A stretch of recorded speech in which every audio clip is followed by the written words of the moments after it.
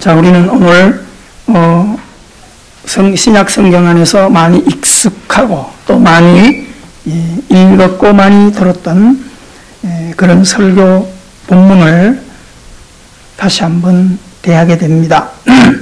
자, 오늘 우리가 이 본문 안에서 등장하는 인물들을 바라보면 첫째는 예수님이 계시고, 그리고 많은 무리들이 있고, 그리고 먼 곳에서 온 예수님이 복음을 전한다는 소리를 듣고 많은 무리가 몰린 것에 대해서 뭔가의 관심을 가지고 달려온 서기관들, 바리새인들, 제사장들, 그런 무리도 거기에 지금 도착해 있습니다. 그래서 많은 사람들이 이 어느 집에서, 좀 큰 집이겠죠? 우리처럼 이런 집이 아니라 더운 나라 가면은 가건물처럼 그런 이래 나무 기둥을 세워서 위에다가 이래 나무 껍질로 또 흙을 적당하게 섞여서 이렇게 한 어떤 그런 집, 더위만 피하면 되는 그런 곳에서 복음을 전하고 있는데, 몇 사람이 중풍병자 하나를 들것에 메고 거기를 오고 있습니다. 근데 왔는데 사람들이 너무 많아요. 그래서 곁으로 가가지고는 절대 주님 앞에 갈 수가 없으니까 어떻게 하면 주님 앞으로 갈까? 저는 이 성경이 이야기하는 것은 아닌데, 우리가 믿음을 생활할 때 은혜 생활로 승리하기를 원한다면 주님 앞으로 가는 열심이 있으셔야 돼요. 할렐루야. 예배에 대한 열심, 남들보다 더 주님 앞으로 가려고 하는 열심, 이런 것들이 성경 전체에서 흐르는 믿음의 사상입니다. 왜요? 하나님 가까이 가는 게 복이잖아요. 그래서 예전에 많은 사람들이 자식들에게 남겨주는 이야기 가운데 록펠러의 어머니도 그런 이야기를 10개명을 주면서 록펠러에게 그런 얘기를 했고, 오드리 헵번도 10가지 계명을 남기면서 자식에게 한 얘기 중에 공통적으로 들어가는 게, 예배 시간에 예배 어떤 자리에 예배하더라도 항상 앞자리에 먼저 가서 앉아라, 이런 얘기를 공통적으로 하고 있어요. 뭐 자리가 무슨 대단한 뭐가 있는 게 아니라 사모하는 마음으로 하라는 거예요. 아멘. 뭐든지 하더라도 마지못해 할 수도 있고 대충 할 수도 있지만은 믿음에 관여 한에는 적극적으로 열심을 가지고 하셔야 됩니다. 그래서 예수님께서 우리가 이 땅에서 믿을 때 하나님을 사랑하는 데 있어서 온 마음을 다하고 힘을 다하여 뜻을 다하여 하나님 앞에 나가 예배하라, 그렇게 말했던 거죠. 그래서 오늘 우리가 신앙생활을 할 때 그런 열정을 가지고 하는 영적인 삶을 세워놓으면 그것이 육신의 삶에도 그런 삶을 살기 때문에 성공할 수 있습니다. 여러분, 영적인 신앙생활을 바르게 하면 육신의 체질도 바꿔지고 습관도 바꿔지는 거죠. 반대로 육신적인 습관이 영적인 습관이 되는 사람도 있어요. 그래서 요한계시록의 3장에 가면 차지도 않고 뜨겁지도 않고 미지근하다, 그런 이야기를 하고 있습니다. 육신적인 내 안이라는 모습이 영적인 삶에까지 안일하게 살아가는 사람이 있다면 반드시 성경이 이야기하는 그런 믿음을 가지고 육신적인 악습관을 깨뜨려내시기를 주의 이름으로 축원합니다. 그래야 이 땅에서 하나님이 주신 은혜를 맛볼 수 있고 좀 복을 누릴 수 있는 거예요. 어떤 분이 저한테 그런 그 책을 한 건 소개하더라고요. 정가 27번 되는 분인데 목사가 됐어요. 근데 그 책 제목이 나는 장발장이었다. 남의 것 훔치고 사람을 때리고 사람을 죽이고, 대단하잖아요. 그냥 이래 싸우고 안 들킨 거 말고 공식적으로 남을 해하거나 이렇게 해가지고 27번인가를 옥살이를 한 사람이라면 대단한 거 아니겠어요? 그런데 과거를 하나님의 은혜가 들어와서 은혜가 자기 수십 년간의 삶을 깨뜨려 버렸다라고 하는 그런 감정이에요. 제가 보고 은혜 되면 여러분들도 한번 보시기를 바랍니다. 복음은 우리 육신을 지배하게 되어 있습니다. 여러분, 영적인 신앙생활을 아름답게 해가기를 바랍니다. 아멘. 육신적인 것은요, 다 사람들이 거기서 거기에요. 뭐 이랬다 저랬다 하지만은요, 다 자기 논리를, 자기 습관을 가지고 살아가잖아요. 그런데 똑같이 하나 될 수 있는 방법이 뭘까요? 믿음을 갖는 거야. 모두가 다 한 하나님을 믿고 그 하나님의 열심을 가지고 우리가 살아간다면 똑같이 아름다운 모습을 가지고 살아갈 수 있어요. 할렐루야. 그래서 반드시 영적인 삶이 내 육을 통제할 때 변화가 일어나고 과거가 없어지고 미래가 희망이 있어지는 거예요. 신앙생활해도 옛 모습을 그대로 가지고 믿음 생활을 10년, 20년 해도 자기 자아에 묶인 것을 여전히 가져가고 있으면 어떤 변화도 하나님의 나라를 맛볼 수 없다라고 하는 겁니다. 자, 오늘 우리가 이 본문 안에서 그렇게 등장하는 사람들이 나오잖아요. 자, 근데 그들이 갈 수가 없으니까 어떻게 해요? 지붕으로 올라가서 지붕을 헤집어 가지고 예수님이 있을 만한 그 앞으로 그 환자를 달아내려요. 뭐 요즘 같으면은 난리가 날 텐데 성경은 그 사람들의 삶을 윤리적이나 이런 환경을 이야기하려고 하는 것이 아니라 그들이 어떤 믿음을 가지고 왔느냐에 대해서 이야기를 하려고 하기 때문에 그것을 다루진 않아요. 뭐 먼지가 나서 야단이 났다 뭐 그런 걸 다루지 않아요. 예수님께서 복음을 전하다가 성경의 기록으로 보면 초점이 멈춰요. 예수님이 많은 무리에게 관심을 가지고 복음을 전하다가 들것이 실려 내려오는 중풍병자에게 초점이 맞춰집니다. 주님이 하시는 말씀이 내 죄사함을 받았다.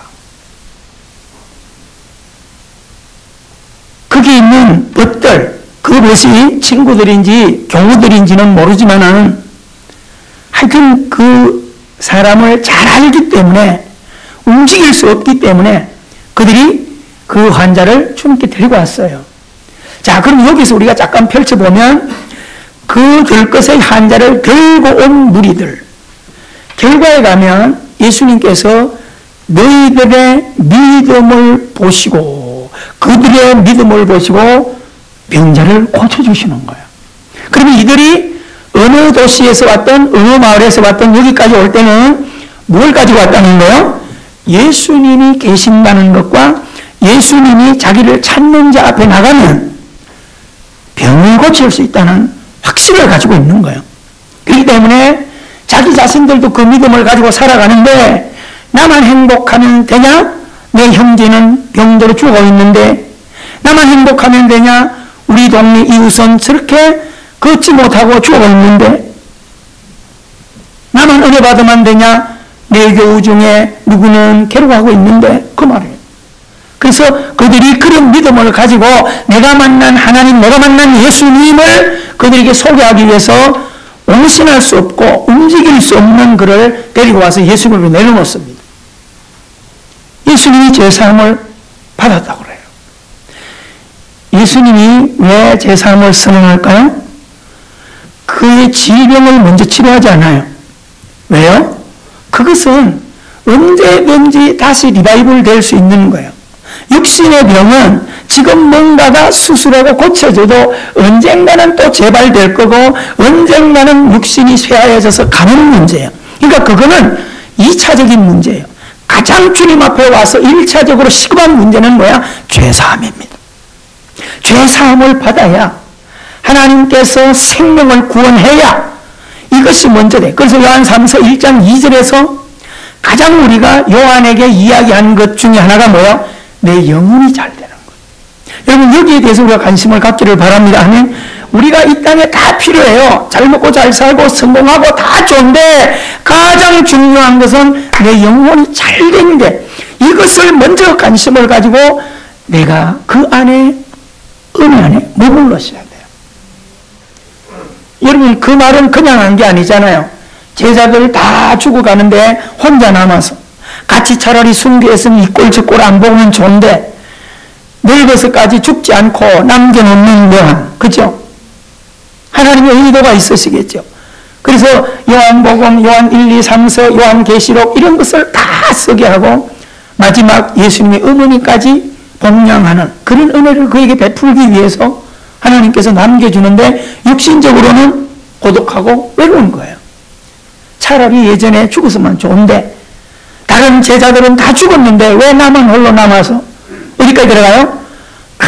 강제노동을 하고 먹는 것도 못 먹고 매를 맞으면서 강제노동을 하는 자유가 없는 밤모섬으로 복음 전하는 것 때문에 유배를 들어가는 거예요. 그런데 희망도 소망도 없는 절망의 자리에 갈 때 하나님은 요한에게 어떤 메시지를 들려주고 있습니까? 요한아, 배고픔과 질병과 아픔과 그런 것들은 누구에게나 있을 수도 있고 사라질 수도 있는 거야. 살다 보면 봄도 있고 여름도 있는 거야. 가을도 있으면 겨울도 있는 거야. 이걸 가르쳐 주는 거야. 그런데 그 모든 환경에서 지배받지 않고 넘어지지 않고 승리할 수 있는 길은, 내가 감사할 수 있는 길은, 그 절망과 괴로움과 질병을 그나마 이겨갈 수 있는 길은 믿음을 가지는 거야. 내 영혼이 잘 된 거야. 할렐루야. 여러분, 우리가 믿음 안에 있다는 것이 아무런 혜택도 없고 내가 믿음 안에 있는 것이 아무런 영향력도 없다고 생각하는 거예요. 우리는 무엇 때문에? 이 믿음과 내가 가진 아픔을 체인지하려고 하니까 그런 거예요. 이 믿음과 내가 성공하려고 하는 것을 체인지하려고 하는 거예요. 무슨 말입니까? 하나님 믿습니다. 성공해 주세요. 하나님 믿습니다. 병 고쳐주세요. 이렇게만 가려고 하니까 혜택이 약한 거예요. 사랑하는 성도 여러분, 이 믿음이 이걸 해결해 주는 거 아니야. 근데 부정하는 게 아니에요. 이 믿음은 이것을 포함하고 있어요. 믿습니까? 그러면 하나님의 능력 안에 인생이 살고 죽는 것이 다 들어가 있어요. 믿습니까? 그러면. 그러니까 마태복음 6장에서 뭘 먹을까, 입을까, 마실까, 그거 너무 묶이지 마라. 하나님에게 묶여. 그래서 우리가 볼 때 성공하는 것, 지혜로운 것, 제일 잘 나가는 것, 부자 되는 것, 뭐 다 있지만 이 한 줄기를 붙들고 나가는 어리석음을 갖지 말고 이 모든 것을 누가 지고 있다? 하나님이 지고 있다. 아멘? 하나님 붙들면 다 내 것 되는 거 믿습니까?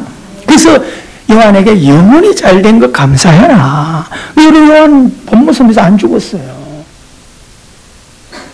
오늘 우리가요, 이 믿음을 확실하게 갖고 이 땅을 살아가게 되기를 주님을 축원합니다. 그러면 이 네 무리들은 소개되지 않아. 이름이 누구고 어느 교회 집사고 어느 교회 장로고 이거 소개되지 않아요. 이름이 없어요. 그럼에도 불구하고 뭘 가졌다는 거예요? 예수님을 메시아로 부를 수 있다는 거예요. 예수님을 그리스도로 하나님으로 믿고 왔다는 거야. 아멘? 그럼 여기서 누가는 항상 대칭적인 것을 가지고 많이 대조. 믿음 없는 작은 소녀와 예수님의 제자들. 이렇게 비유하는 거예요. 예수님이 십자가를 지기 위해서 빌라도 법정에 들어가서 재판을 받을 때 제자들은, 예수님을 따르던 제자들은 멀찍이 있어서 오히려 비겁하게 생활하는데 소녀는 오히려 그 당당하게 주님에 대해서, 주님의 제자들에 대해서 이야기하는 것을 대조적으로 이야기합니다. 오늘도 이 본문 안에서 그러면 우리가 이 땅을 살아갈 때 무명의 성도들이 중풍병자를 데리고 이름도 없다, 몇 년 믿었다도 없는 그런 사람들인데 예수님이 복음을 전하는 자리에 열심과 열정과 그들의 앞에 무리가 막혀 있을 때 더 이상 길이 없다고 생각하면 거기서 포기하지 않고 지붕으로 올라가서 지붕까지 떠도서라도 주님을 만나야 되겠다고 하는 그런 믿음을 가진 자가 무명의 신자들이라고 하는 것입니다. 자, 그러면 이들이 그 그런 행동을 하는 것을 예수님이 제사함을 그들에게 선언했을 때 먼 곳에서 예수님이 복음을 전하고 많은 무리들이 지금 모였다는 것 때문에 뭔가에 관심을 가지고 달려온 바리새인들과 제사장들과 이런 유대인들, 기득권을 가진 자들이 거기 와 있는 거예요. 이 사람들은 무엇을 열심히 하는 자들일까요?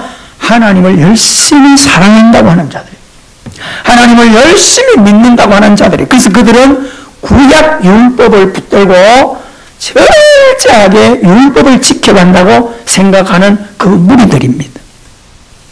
그런데 예수님이 제사함을 받았다라고 할 때 그들은 하나님을 사랑한다, 하나님을 믿는다, 율법을 사랑한다 라고 하는 나름대로 신앙을 가지고 있지만 그들이 예수님이 하는 일에 대해서 아멘이 되지 않아요. 이런 처참한 참담한 일이 있을 수 있냐? 어떻게 인간으로서 하나님이라고 선언할 수 있냐? 오히려 예수님이 하는 일에 대해서 시비를 걸고 있어요. 사랑하는 성도 여러분, 오늘 우리는 여기에서 우리들의 신앙의 삶을 잘 펼쳐 놓으셔야 돼요. 그러면 거기에 있는 이름 없는 무명의 신자들과 또 바리새인들과 거기 온 서기관들, 누구보다 지혜롭고 누구보다 잘 믿는다고 생각하는 그들이 무엇이 문제라고 생각하십니까? 하나님을 사랑한다 하면서도 하나님에 대한 신관, 신지식이 반쪽짜리 50%밖에 되지 않아요. 여러분, 믿음은 온전한 겁니다. 할렐루야. 진리는 온전한 거예요. 진리는 무엇이 섞이지 않아요. 하나님은 진리고 진리는 예수님이고 진리의 그 말씀은 불순물이 들어있지 않아요. 그냥 그대로 믿는 거예요. 믿습니까? 거기에 내 사상, 세상의 철학, 내 경험 이것이 자꾸 들어가니까 문제가 생기는 거예요. 여러분, 우리는 하나님을 사랑하고 예수님을 사랑하고 성령님을 사랑하고 말씀을 사랑할 때 그 사이에 어떤 찍기도 들어가지 않도록 하셔야 돼요. 아멘이십니까? 어대한 면에서는요, 사랑은 하나예요. 참 사랑은 둘일 수 없어요. 그 진리는 하나예요. 아멘?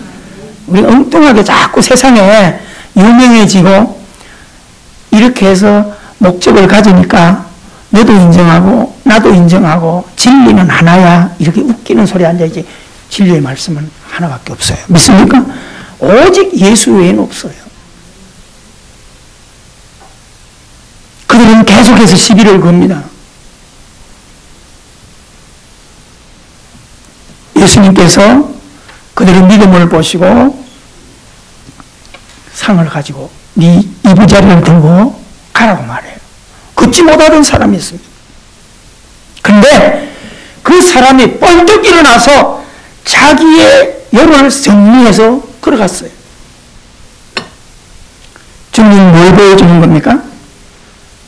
내가 믿는 하나님, 내가 의지하는 예수님은 인간이 만든 우상과 다른 분이세요. 살아계신 분이세요. 지금도 이 예배 자리에 살아계신 분이세요. 여러분, 이 땅에 어리석은 자가 되어서 영적인 교만에 쌓여서 바리새인들처럼 서기관들처럼 하나님을 아는 반쪽짜리 지식을 갖지 마시고 하나님의 의도를 모르고 살아가는 미련한 인생이 되지 말기를 바랍니다. 아멘. 우리는 어디로 가야 돼요? 모습과 관계없이 어떤 직분에 목매이지 않아도 하나님을 신실하게 알아가고 어떻게 하면 하나님의 의도를 따라갈까? 이 삶을 살아간다면 하나님께서는 그 삶을 높이십니다. 여러분, 성경에 위대한 인생을 높이지 않았고 위대한 인생을 크게 쓰지 않았고 작은 것일수록 귀하게 사용한 이유가 뭘까요? 하나님은 능력이 있는 분이라는 거죠. 아까 이야기했지만 한 인생이 27범이나 되도록 감옥을 들랑거렸으면 그 인생은 인간에게 아웃이에요. 가족도 버려요. 부모도 관심 없습니다. 그래서 여러분, 누가 죄를 지고 감옥에 가면, 면회를 가보면 묻는 게 있어요. 확인해 보는 게 있어요. 목사님, 이 사람 가족 친지들에게 이야기해서 면회를 많이 오게 해주세요. 희한하죠? 아니, 감옥에 있는 애한테 면회를 왜 그래 많이 오라고 할까요? 그게 나중에 재판을 하는데 중요한 자료가 돼요. 감옥에 들어갔는데 아무도 안 찾아와. 이 자식은 버린 자식이구나. 이거는 보통 개망난이가 아니구나. 이렇게 돼버려요. 그런데 시간마다 와서 면회를 하고 날마다 안 빠지고 그러잖아. 아, 얘는 실수했나 보다. 가족의 사랑을 그렇게 받나 보다. 참작이 되는 거예요. 이해가 되죠? 사랑하는 성도 여러분, 세상은요, 거듭되면 그를, 육신의 부모도 그를 버리지만 하나님의 사랑은 그런 사람도 붙들어서 믿음의 자리에 서게 하셨고 복음을 전하는 목회자의 반열에 올려놓으십니다. 믿습니까? 여러분 꼭 기억하셔야 돼요. 크지려고 하지 말고 작아지려고 하십시오. 오늘 여러분, 그래서 그 사람과 거기 모인 많은 무리들이 기뻐 뛰며 하나님께 영광을 돌리는 잔치의 자리를 만들어내 놓는 것을 볼 수 있어요. 여러분, 우리가 살아가는 날 동안에 이런 일들이 계속 우리의 삶에 있어지기를 주님 이름으로 부탁을 드립니다. 할렐루야. 간신히 뭐라는 거요? 주님의 의도를 알아가라는 거예요. 믿습니까? 간단합니다. 여러분 옆에 있는 누구에게 내가 저 집사님, 저 장로님에게 정말 좋은 관계를 가지고 좋은 기회를 하고 싶고 뭔가를 내가 목적을 가지면 어떻게 하면 교제할 수 있을까요? 따라합시다. 그 사람의 비율을 잘 맞추면 된다. 그렇죠? 진짜요. 맞아요. 맞아요. 진짜요. 여러분 옆에 있는 사람 기분 좋게 잘해보세요. 밥이 나와. 진짜죠? 근데 옆에 있는 사람한테 사사건건 시비를 걸어. 아이고 뭐 그래 그 모양이야. 그러면요 주려고 생각했던 것도 확 그다 가버려요. 진짜입니다. 사람 관계도요 비율을 맞추면 그 사람의 마음이 열리게 돼 있어요. 신앙은요 꼭 그런 건 아니지만은 그래도 그 논리를 무시할 수 없어요. 주님의 기쁨을 우리가 어떻게 살아갈 수 있을까요? 주님의 비율을 맞추시면 돼요. 그 주님의 비유라는 게 인간 앞에 알아보는 그 정도가 아니라 하나님의 계획과 하나님의 뜻을 알고 그것을 잘 걸어가면 결론을 하나님이 주시는 거예요.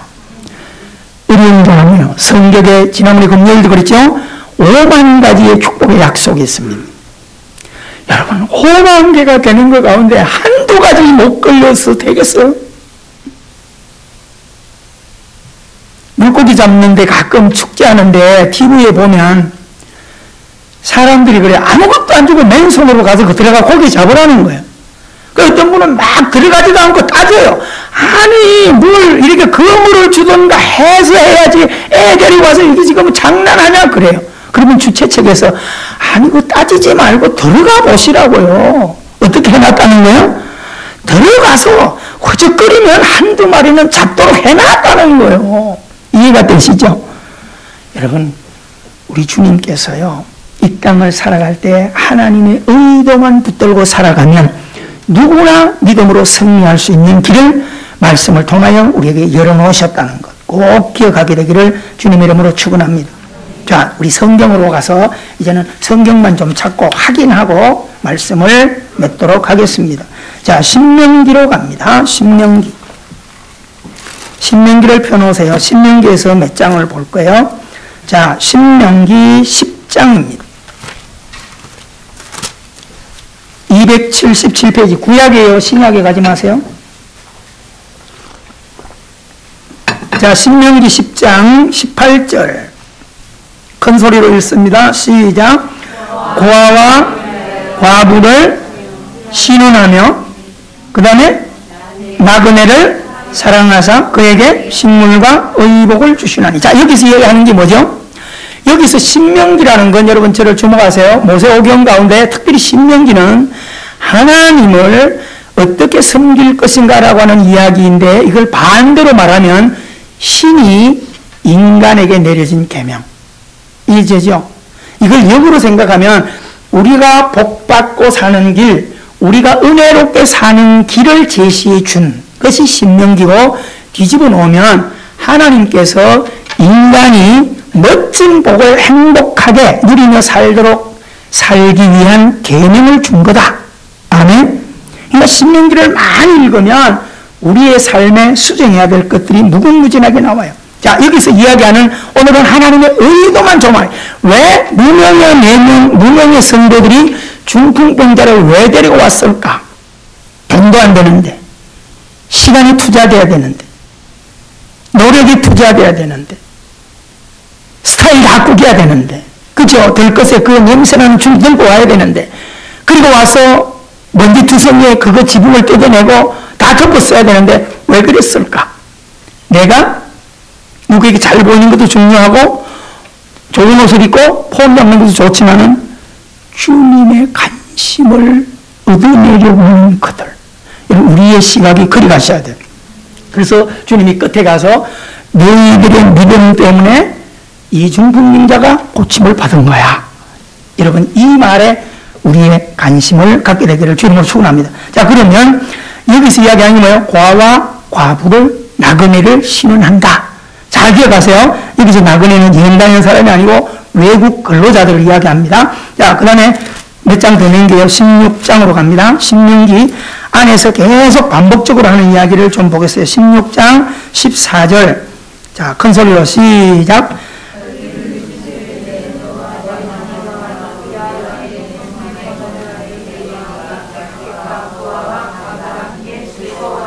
할렐루야. 자, 절기를 지키래라고 하는 것은 너희가 예배 생활을 할 때 너와 내 자녀와 노비와 내 성중에 거하는 레위인과 객과 고아와 가부가 어떻게 해요? 함께. 쉽지 않죠? 어디 가서 밥을 먹으러 갔더니 옆에 있는 분들이 막 오랫동안 밥을 먹고 이렇게 해서 차들은 고급차를 타고 왔어요. 그리고 저 사람들은 뭐랄까 그냥 저렇게 또 나가서도 한참 있어요. 그래서 물어봤어요. 아니, 저분들은 뭐 하는 분들이길래 저렇게 막 벤츠 BMW를 타고 와가지고 우리 전에 와서 이 밥을 먹었는데 우리가 밥을 먹고 나오는데도 아직도 적하고 있어. 그런 게 기사들이에요. 그러더라고요. 무슨 얘기를 하려고 하면 사람은요, 자기가 성공하고 나면 아랫사람에 대한 배려가 잘하는 분도 있지만 못하는 분도 너무 많아요. 그런데 신앙 안에는요, 우리의 관심, 하나님의 의도는 훨씬 더, 오늘 지금 이야기한 그 의도는 어떻게 해요? 소자들에게 관심을 가지는 비밀을 여러분이 터득하라는 거예요. 할렐루야. 그래서 내가 누리는 모든 것을, 네 명이 내가 누리는 것을 누리지 못하는 그를 데리고 와서 누리게 한 이 관심. 하나님을 사랑했대 누구보다 좋은 직분을 가지고 있어대 허리 굽혀지고 아프고 굶고 질병에 눌린 자에게 무관심한 사람들 얼마든지 많이 있다라고 하는 것입니다. 자, 봅니다. 24장으로 가십시오. 뒤로 더 넘기세요. 신명기 24장입니다. 17절 우리 다 같이 읽습니다. 시작. 성사를 억울하게 하지 말며 과부의 옷을 전당 잡지 마라. 이게 누가 하는 거죠? 하나님이 하나님을 사랑하고 믿는 자에게 어떻게 지혜롭게 은혜롭게 복을 받고 살 수 있는 비밀을 이야기해 주는 거예요. 객이나 여기서 나그네죠. 고아와 송사를 억울해하지 마라. 그리고 과부, 여기서 과부는 이혼하거나 이런 얘기를 한 게 사별을 이야기하는 거예요. 남편이 법적으로 죽은 자들을 성경은 과부라고 그래요. 그러니까 남편이 죽었으니까 법적인 효력, 혜택을 받지 못하는 그들을 이야기하는 거예요. 거기에서는 장애인도 들어가고 노인도 들어가고 여러 가지 질병에 든 사람들 다 거기에 포함된다라고 하는 것을 꼭 기억하게 되기를 바랍니다. 자, 다시 또 봅니다. 신명기 24장으로 뒤에 좀 24장 21절. 거기 몇 줄 뒤에 시작. 내가 내 포도원의 포도를 딴 후 그 남은 것을 다시 따지 말고 누구를 위하여? 객과 고아와 가부를 위하여 남겨두라. 이야, 이런 얘기를 하고 있어요. 여러분, 여기서 지금 무슨 얘기를 하고 있어요? 농사를 짓고 농사를 거두다 보니까 한쪽에 덜 거둔 게 있어요. 아유, 저 빠뜨려 먹었네. 가서 거두지 말라는 거야. 누구를 위해서? 고아와 가부, 어려운 자들을 위해서 남겨주라는 거야. 이런 하나님의 의도를 잘 알았던 예루살렘의 유력한 부자가 누구 있죠? 누가 있을까요? 보아스가, 그런 사람. 그래서 룻이라고 하는 가부가 자기 동네에 왔다는 걸 알고 일부러 모성들에게 뭘 명령하죠? 좀 추수하면서 좀 헐려두거라. 이게 무슨 사상이에요? 신명기 사상이에요. 여러분, 오늘 하나님의 마음과 의도를 깊이 알아갈 수 있게 되기를 주 이름으로 축원합니다. 자, 26장입니다. 26장 12절 큰 소리로 시작. 셋째 해 곧 11조를 드리는 해에 내 모든 소산의 11조 내기를 마친 후에 그것을 레위인과 객과 고아와 가부에게 주어 내 성읍 안에서 배부르게 하고. 여러분 잘 기억하기를 바랍니다. 여기는 하나가 더 첨가돼요. 하나님의 일을 하는 주의 일꾼들도 포함을 시켜요. 훨씬 더 우리가 은혜와 복을 받아 누릴 수 있는 길이 내 곁에 많이 열려 있다는 거예요. 사랑하는 성도 여러분, 오늘날 약한 자들에 대해서 완전한 생각을 오늘 뒤집지 아니하면 오늘 주일은 헛주일로 드리는 거예요. 오늘부터 달라져 보시기 바랍니다. 아멘. 복받을 길을 지금 여기 두고 있는 거예요. 반드시 여러분 이것을 담아내셔야 돼요. 자, 신명기 27장입니다. 27장 19절 큰 소리로 시작. 객이나 고아나 과부의 송사를 억울하게 하는 자는 뭐야? 저주를 받을 것이라 할 것이요 모든 백성은 아멘 하라는 거예요. 이 말을 뒤집으면 뭐야? 어렵고 나약한 자들을 도우라 내가 너를 복주리라. 아멘. 그렇게 하라는 거예요. 할렐루야. 와, 성공하는 일 엄청나게 길을 하나님이 열어놓고 있습니다. 여러분 시편에도 몇 군데 보고 우리 가십시다. 자, 시편. 성경에 얼마나 이런 내용을 우리가 많이 담고 있는지를 하나님의 관심이 이런 거예요. 자, 시편 10편입니다. 809페이지. 시편 10편 18절. 자, 다 같이 시작. 고아와 압제당하는 자를 위하여 심판하사 세상에 속한 자가 다시는 위협하지 못하게 하시리라. 아멘. 얼마나 하나님이 소자를 가슴에 끌어안고 보호하고 있는가를 우리가 확인할 수 있습니다. 10편의 14절을 보십시오. 14절 다 같이 읽어요. 시작.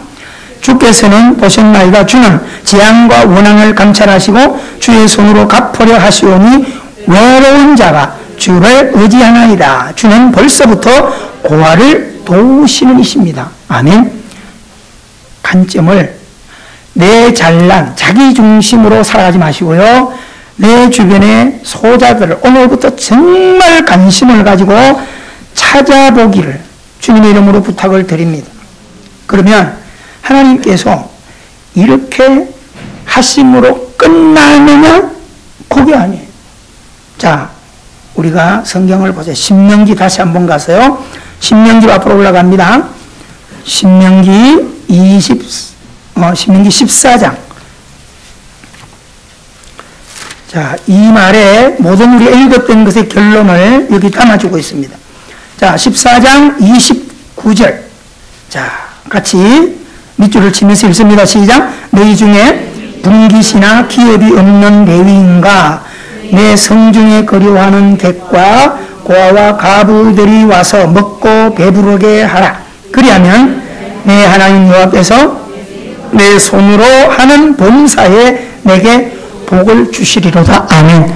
여러분, 이것은 여러분이 자녀들한테 A4 용지에 찍어달라 그래가지고 여러분이 직장이나 사무실이나 사업장 하나 붙여놓으세요. 진짜예요. 그리고 그 거기에 대해서 여러분이 답을 만들어내세요. 할렐루야. 여러분, 내 주변에 열려 있어요. 그래서 신약의 예수님 시대에 뭐예요? 추수할 곡식이 희어져 막 발을 밟히고 있다는 거예요. 여러분, 다 우리가 오늘날 믿음 생활할 때 복받기를 바라고 전부 소원 기도하는 건 그거예요. 근데 복받는 길을 걸어가셔야 돼요. 뿌리지 않고 거두는 것은 절대 없어요. 성경은 오늘 그 이야기를 우리에게 해주고 있습니다. 자, 마무리합니다. 마태복음으로 가십시오. 마태복음 신약으로 가서 기도하겠습니다. 마태복음 22장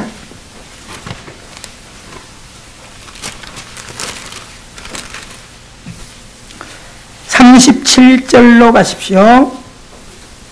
22장 37페이지, 신약성경 37페이지, 마태복음 22장 37절 39절 시작. 예수께서 이르시되 내 마음을 다하고 목숨을 다하고 뜻을 다하여 주 너의 하나님을 사랑을 하셨으니 이것이 크고 첫째 되는 계명이요 둘째도 그와 같으니 내 이웃을 내 자신같이 사랑을 하셨으니 이 두 계명은 온 율법과 선지자의 강령이라. 자, 여러분 꼭 기억하셔야 돼요. 우리가 하나님을 사랑하러 예배하러 왔죠. 앞으로 하나님을 사랑할 때 1순위도 한번 해보세요. 예배를 세상 것과 바꾸지 마세요. 아멘? 진짜 하나님께 예배하는 것을 세상 약속과 바꾸어내지 않는 믿음을 여러분 한번 해보라 이 말이에요. 그게 믿음이에요. 하나님께서 하나님을 사랑하고 예배를 사랑하되 어떻게 해요? 마음 다하고 목숨 다하고 뜻을 다주는 사랑하되 둘째 개념도 있는데 저 10계명을 뭉쳐가지고 둘째 개념도 그와 같다 그랬어요. 그러니까 이웃을 사랑하되 대충 하지 말고 하나님을 사랑하도록, 하나님을 사랑하되 온 마음을 사랑해 하나님께 예배하는 것처럼 이웃을 사랑하는 것도 그렇게 해보라는 거예요. 아니, 내가 판단하고 내가 정죄하지 말고 주님의 마음을 품고 그 하나님을 사랑하는 마음으로 여기에서 제사장과 서기관들의 허무맹랑한 신앙과 무명의 사람들이 중풍병자를 데리고 와서 복받는 삶을 살아내는 비결을 누가는 우리에게 대조시켜 주고 있습니다. 자, 마태복음 25장 뒤로 몇 장 넘겨서요. 25장 46절입니다. 큰 소리로 시작. 이에 임금이 대답하여 이르시되 내가 진실로 너에게 이르노니 이 지극히 작은 자 하나에게 하지 아니한 것이 곧 내게 하지 아니한 것이라. 여러분, 힘들고 어렵고 예수 믿지 않는 사람들을 곁에 두고도 그냥 무관심하게 하는 것이 주님에게 하지 않는 거라는 거죠. 반대로 그들에게 사랑의 손을 펴고 그들을 주께로 인도하는 네 명의 친구와 같은 믿음을 하나님께서 내게 한 거냐, 이렇게 해서 그들에게 복을 주는 것을 볼 수 있습니다. 자, 뒤로 하나만 더 넘기고 마지막 우리 마태복음 10장 앞으로 좀 당겨서 최종 결론입니다. 마태복음 10장 42절. 자, 40절부터 같이 읽습니다. 40절부터 시작. 너희를 영접하는 자는 나를 영접하는 것이요 나를 영접하는 자는 나를 보내신 이를 영접하는 것이라. 선지자 이름으로 선지자를 영접하는 자는 선지자의 상을 받을 것이요 의인의 이름으로 의인을 영접하는 자는 의인의 상을 받을 것이요 또 누구든지 제자 이름으로 이 작은 자 하나에게 냉수한 그릇이라도 주는 자는 내가 진실로 너에게 이르노니 그 사람이 결단코 상을 잃지 않게 될 것이다. 믿습니까? 사랑하는 성도 여러분, 답이 나왔어요. 우리는 잘하자 못하자 이 개념이 아니라 하나님의 의도를 따라 살아야 돼요. 믿습니까? 오늘부터요, 사람을 보는 시각을 바꾸세요. 영혼을 보는 시각을 바꾸세요. 아멘? 그러면 그래서 이 땅에 살아갈 동안에 복되고 영광스러운 삶을 걸어가는 것이 하나님의 의도라라고 하는 것을 기억하시고, 한 주일마다 여러분들이 주변에 내가 섬길 수 있는 길이 뭔가를 자꾸 찾으시고, 누구든지 나와 하나 연관되어 줄 때 이분이 예수님을 영접했을까? 그리고 구원받았을까? 본어게인 거듭났습니까? 확인할 수 있는 그런 주님의 관심을 살게 되기를 주 이름으로 축원합니다. 자, 우리 이 시간 가슴에 손을 얹고 1분간만 간절한 목소리로 하나님 앞에, 하나님 오늘부터 철저하게 복받는 길, 하나님이 기뻐하는 아름다운 승리의 삶의 길을 알았습니다. 오늘부터 열심히 우리의 마음을 낮추어서 이웃 소자들에게 관심을 가지고 주께로 인도하는, 사랑을 베풀고 그들에게 복음을 전하는, 전도하는 일에 내 남은 생애를 헌신하게 해 주옵소서. 우리 다 같이 기도하십시다.